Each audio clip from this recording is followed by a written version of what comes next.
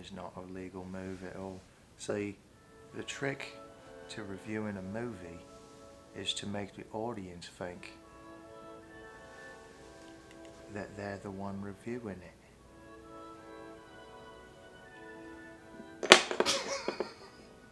Check.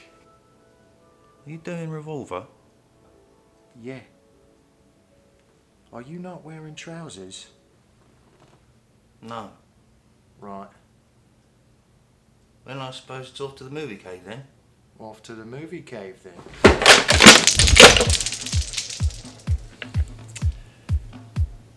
Revolver. 2007 US version. Written and directed by Guy Ritchie. Synopsis! Gambler Jake Green enters into a game with potentially deadly consequences. Let's fucking get after it. Right, so that was the IMDb synopsis, but what this movie is really about is, what the fuck was this movie about? The fact that the ego is impossible to overcome. It's also about gangsters killing each other. This is the only version of the film I've seen because we're... But it's not a first impression, is it? It's a second impression. It is a second impression. And for me, it's like a 12th or 13th impression. I think the first 30 to 40 minutes was pretty cluttered. It felt like too much was going on, specifically for what the film is about. You know, I think the gangster shit kind of gets in the way of what the message is. But, you know, like you said before, I mean, that's what puts asses in seats for Guy Ritchie films. It's also what he wants to do. He also just has this visceral impulse to do cool guy crime films. Right. And he just wants to do that shit. And he'll be damned if he doesn't have a clothesline to hang him on. This time that clothesline is about easily the most profound psychological subject matter that's even fucking possible. Yeah.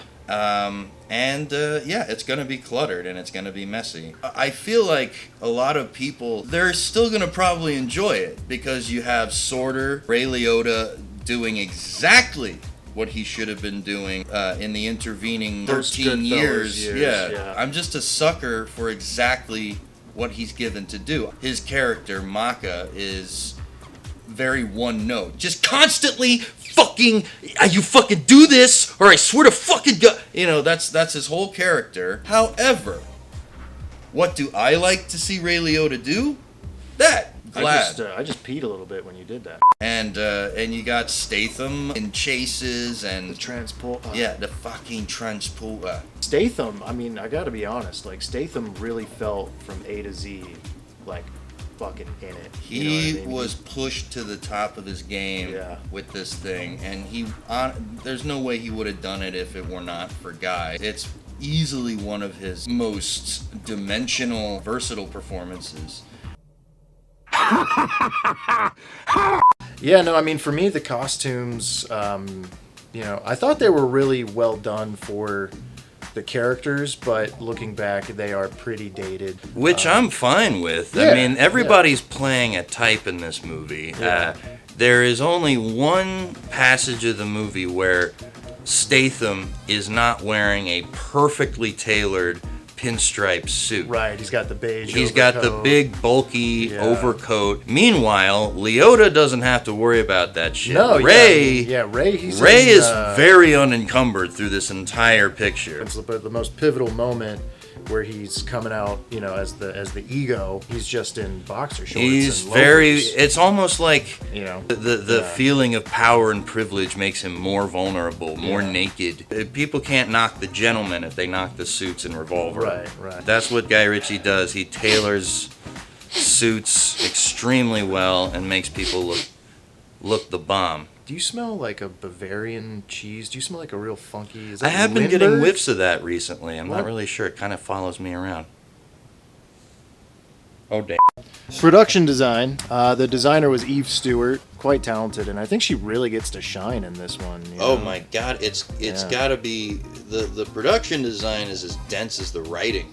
Probably the smartest thing they did was say, let's not have this take place in any real setting. And also, I think that Eve really, I think she really got a leg up from the location manager, whoever that was. We'll put that in the texticles.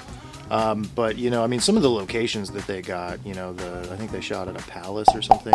Some of the really lends to the production design in and of itself. There's a lot of stuff in it where it's like, so are we ritzy or are we grimy? I think they call it gritzy. Gritzy? Yeah. Gritzy. Grit. But production design, it's got some sack. It's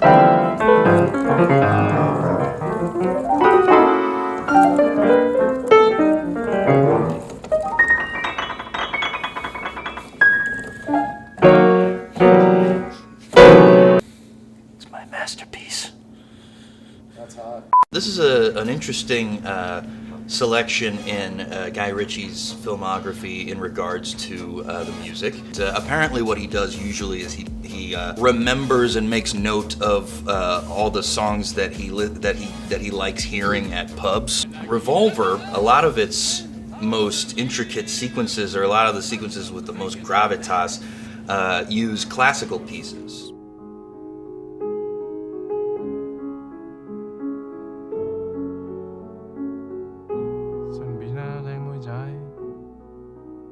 And then the score itself was like electronic, which I thought was an interesting... And done in this very subjective way where it's not really tonal, it's more about like putting you on nerve's edge a little bit. What really ties the room together on Guy Ritchie's films is the sound design. Specifically it works so hand in hand with the editing. There's a lot of ping ping. What would be with anyone else a little cartoonish, with him it really kind of like grounds the stylized nature of some of the violence. What was that again? How does it sound? Ping ding ting tong tong pow. Yeah. Cinematography. How long you been down there? The cinematographer's name was Tim Maurice Jones. Yes, and I believe Tim Maurice Jones is his earliest collaborator in this regard. In fact, in Lock, Stock, he is the guy that Barry the Baptist is drowning. Oh, no shit. Are you gonna fucking pay? That guy. Two sequences that really stood out for me. The shootout scene where Statham starts by looking at the card that says pick this up, and he bends down and but it looked like they kind of overcranked the shutter a little bit to really give it like a frantic feeling. It does. People are filming action in a more straightforward way these days. For that shaky cam, machine gun cutting kind of action sequence, it's actually really well done. One of the other sequences that really stood out to me was they did this, it looked like a post-production pan and scan. Yeah, like a pan and scan mixed with these wipes. Right, and it just feels like a never-ending oneer, but it's like, probably 12 shots stitched together by the end of it, but it really fucking lends to what they did. It's beautifully well done. It is the moneyest sequence. So, the thing with any and all Guy Ritchie films is I think the editing always he finds a way to make it interesting, if not great. It's got sack, as they say, as the kids say it. The thing that's unique to this version of the film, just constant cross-cutting and montage, 3 or 4 different scenes happening over top of each other. The editing in my book was aces. I think that it really, really nailed home what they were going after. It's got sack. He keeps saying that. What do you think? I have an obsession with sack? I think you're rather fixated on sack. Yeah. It's not like that's the only word that I penis. You're gonna tackle such an incredibly intellectual subject matter and try to graft a genre over it. It's gonna tangle itself up quite a bit, and it definitely does that. It's been accused of pretentiousness, the dialogue, but it also has the pulpy charm of Guy Ritchie's other dialogue, and that's kind of how I take it. Honestly, not a single boring moments in it. The thing though is especially during the cell phones off, governor. Some of the actors I don't think were up to snuff quite yet with some of the deliveries of some of the lines, But now, the problem is, we are talking about a truncated version of this movie. True. Yeah. So who knows how more evened out the movie would be. It is basically a chess game. The chess is another equally giant theme in it. Yeah, everything is symbolic and representational. It's an incredibly profound idea for a movie to really explore. No human can exist without an ego. And you would still build it back up with values and ideas and idols and influences that it's Blinder.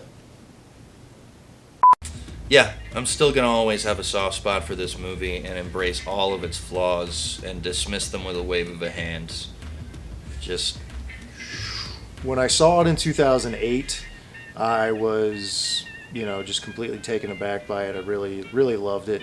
This time around, it really felt like it had a case of the conjunctivitis. For me personally, despite categories like directing, cinematography, half acting, and editing, although those make up for a script that isn't great, I would still end up giving this film probably like a 6.7 out of 10. Well, you're not alone. Roger Ebert gave it half of 1 star. It wasn't exactly popular.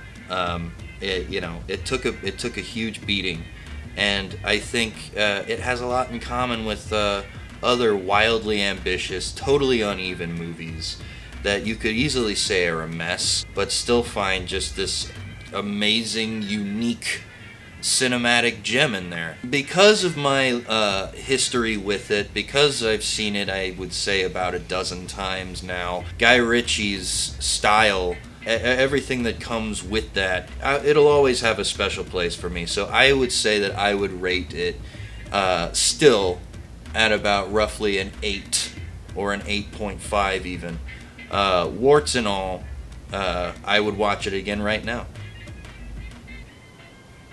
Blinder.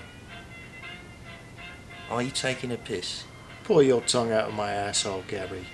Dogs do that. You're not a dog, are you? We want to get these bastards clicking like on our page. Maybe we do. Maybe we want to make money off this channel. We really need those bastards clicking like on our page.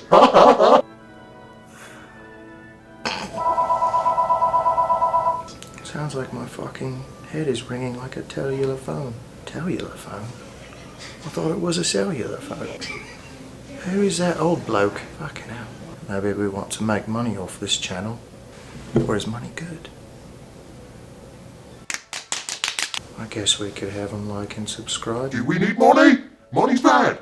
Monetize. Ads to make your dick harder. Ads for other movies. Yes, we do love movies, don't we, Johnny? Yes. Like, subscribe, like, subscribe. Like, subscribe. Ha ha.